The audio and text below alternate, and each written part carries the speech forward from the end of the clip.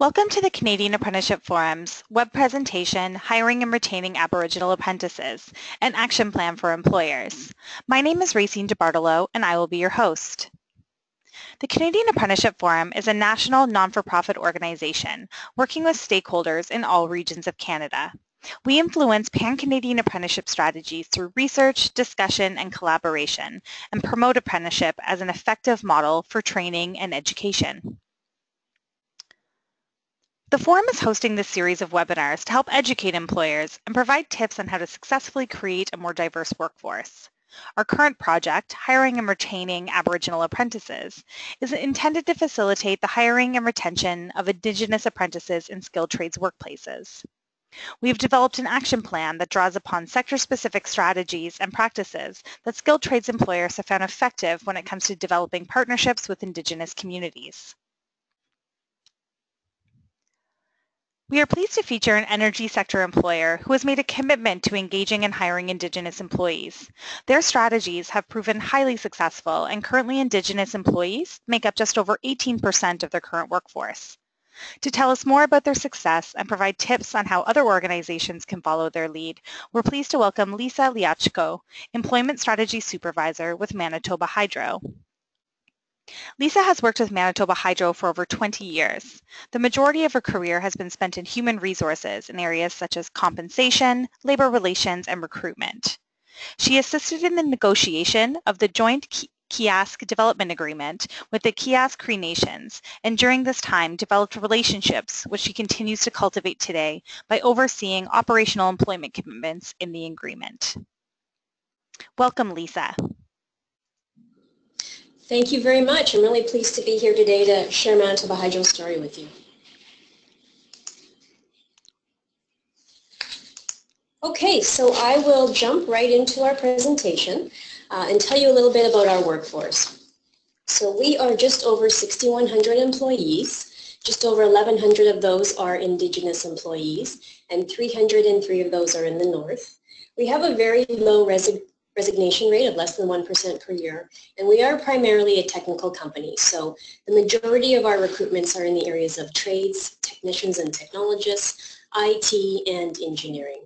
So in a normal year, we would normally recruit around 200 to 250 full-time hires, but I do have to say at this current time we are in a hiring freeze.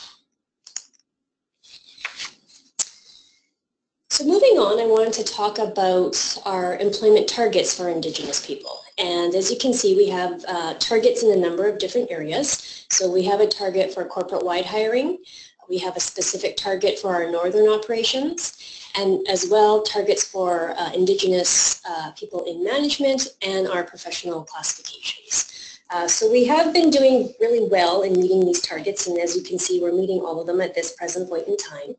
Normally, every 2 to 3 years, we revisit our targets and see if they are still applicable or if we need to make some changes. And when we do that, the things we look at include our workforce demographics. So we look at what's the retirement and hiring expectations for the coming years. We look at our Manitoba labor market, as well as the Indigenous demographics within Manitoba. So all those things together are analyzed, and we recommend targets that we feel are realistic and attainable to our executive, and they bless and implement those in a top-down manner. So that's where we are today. Our next slide talks about our diversity framework. So we have a diversity framework that we use for all of our diversity targets. So we have employment targets for 4 different diversity areas, so Indigenous employees, but also women, visible minorities, and persons with disabilities. And so we like to take a well-rounded approach to trying to meet those targets. We look at systemic foundations, so that's things like validating that our minimum qualifications that we ask for are valid. Again, we look at our workforce and see what we need for the coming years. Then we also look at career awareness. So how can we spread the word throughout the province about Manitoba Hydro and the types of jobs that we have and that we're recruiting for? And so we look at things like presentations, attending community events, classroom visits, and career fairs, those types of activities. We also consider career exploration, so things like job shadowing opportunities, tours of our facilities, and annual events like Take Your Kids to Work Day. And then there's also employment preparation. So here we're looking at things like our work experience program, hands-on interactive days, our summer employment program, and scholarships and bursaries. And then we come to recruitment. So this is really where the rubber hits the road. This is, our major recruitments that we hold throughout the year for our trades classifications. We also do things like community-based information sessions and faculty-based information sessions, depending on what we're recruiting. And then finally, once we have people in the door, we are concerned about retaining them and making sure they have long careers with Hydro or they see advancement throughout their careers. So we have things in place such as mentoring programs, respectful workplace policy, an Indigenous sharing circle, and Indigenous Aboriginal employment advisors. So I'll just talk a little bit more in depth about those areas. How do we reach our Indigenous employment goals? Well, there's different ways. To start with, we like to plant the seeds early. So we really like to get into junior and high schools to talk about our programs and what types of courses kids need to take to be prepared to get into our trades programs. We attend between 40 and 50 career fairs and school presentations per year to help us achieve that.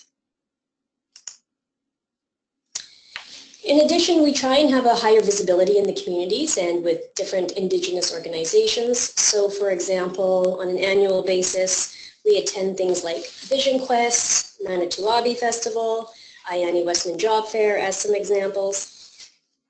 In addition, we have educational partnerships. So at the University of Manitoba, both the Faculty of Engineering and the Faculty of Commerce have Indigenous access programs.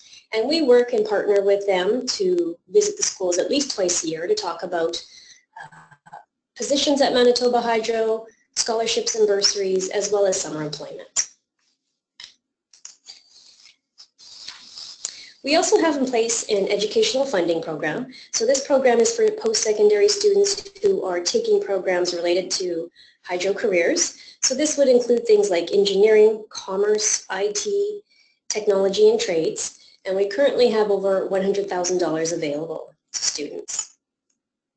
We also have a summer student recruitment program every summer, and for that program, our target is to hire 25% of the total number as Indigenous students. And then finally, hands-on sessions. So these have become very popular, I'd say, in the last 2 to 4 years. This involves visiting either high schools or Indigenous communities. And we basically bring Hydro to the community. We want to pique interest. We want to give people an opportunity to get hands-on. So they might try some pole climbing. They might be in a bucket truck. They might try a wiring exercise. So we want to, it's a really hands-on kind of day that we spend with them, in addition to talking to them about careers and the types of courses they need to get into those careers.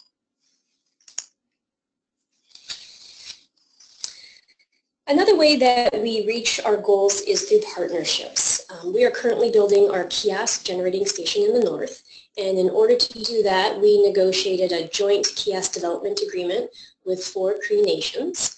And within that agreement, there are hiring targets related to construction as well as ongoing operations. So we work towards those goals on an annual basis. In addition, we work with the Manitoba Métis Federation within Manitoba on a career development program, and this program is designed to increase the participation of Métis people in our workforce.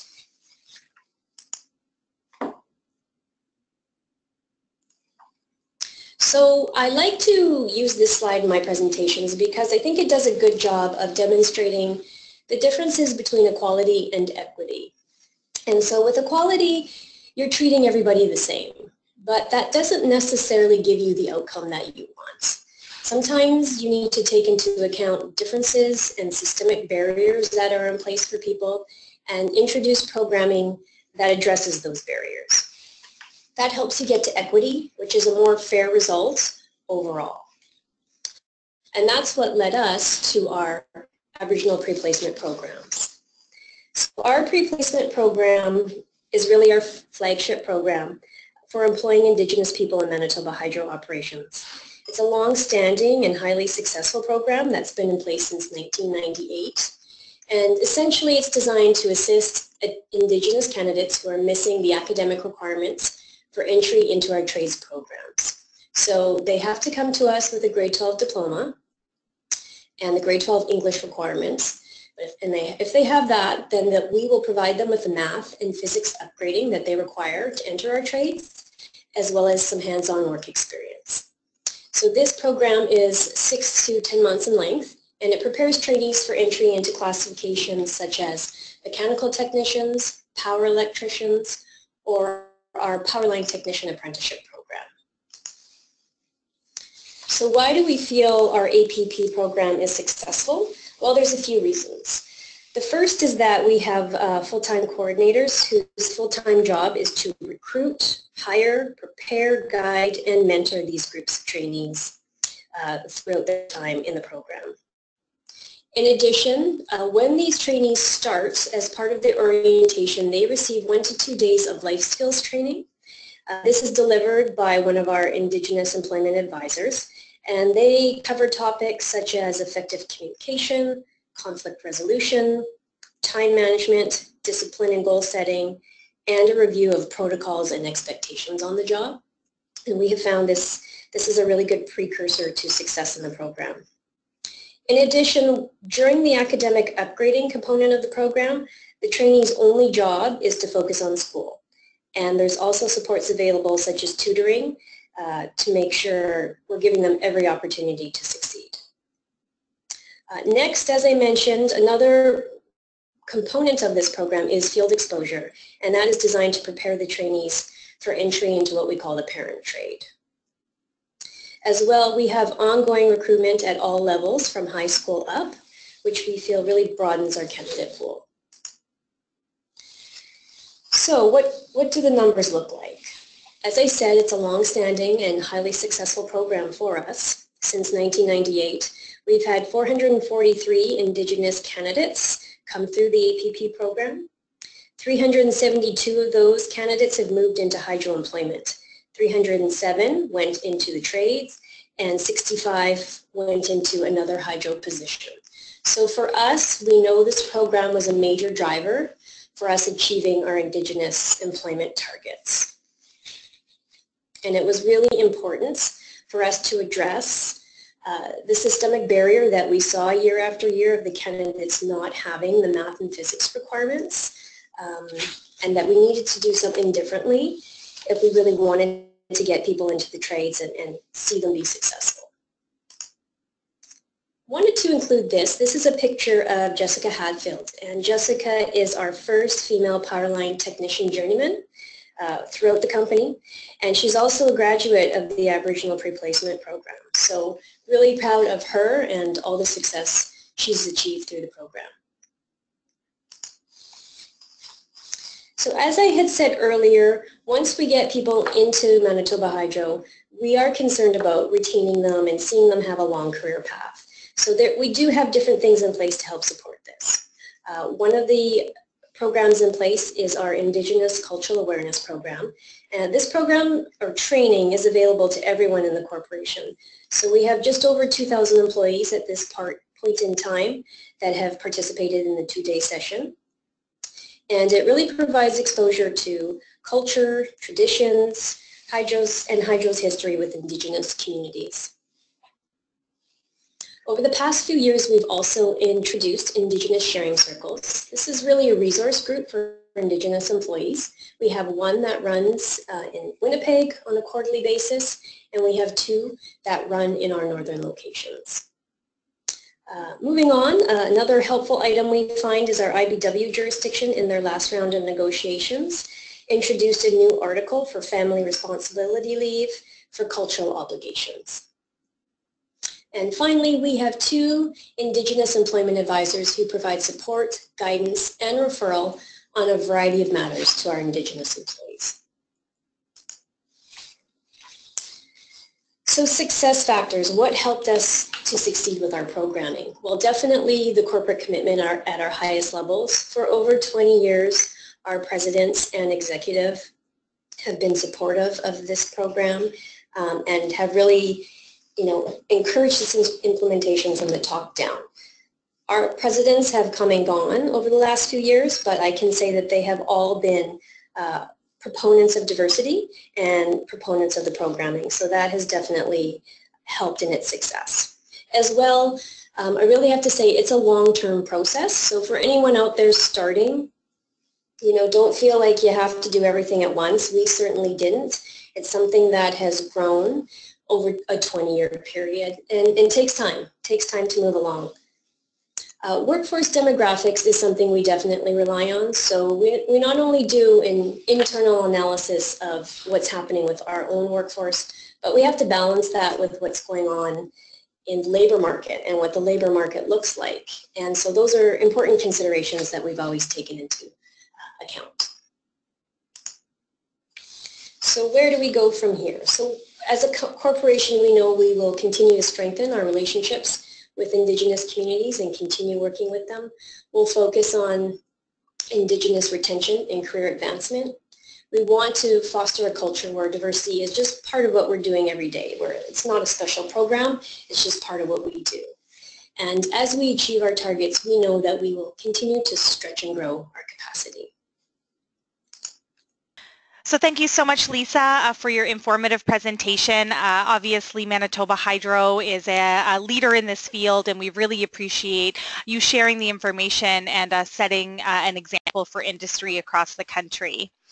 As I mentioned at the beginning of the presentation, CAF has developed an action plan that draws upon sector-specific strategies and practices that skilled trades employers have found effective when it comes to developing partnerships with Indigenous communities. The report is available for free download on our website. Our YouTube channel is a great source of content, and you'll find more information on creating a diverse workforce by visiting youtube.com/CAF apprenticeship. The Skilled Trades Network is a tool created by the Canadian Apprenticeship Forum to provide resources for employers and apprentices. Employers can visit to find tips on recruitment, mentoring, retention, and links to current financial resources. Lastly, don't forget to join our social media community to stay in the know of the latest in Canada's apprenticeship news, events, and trends.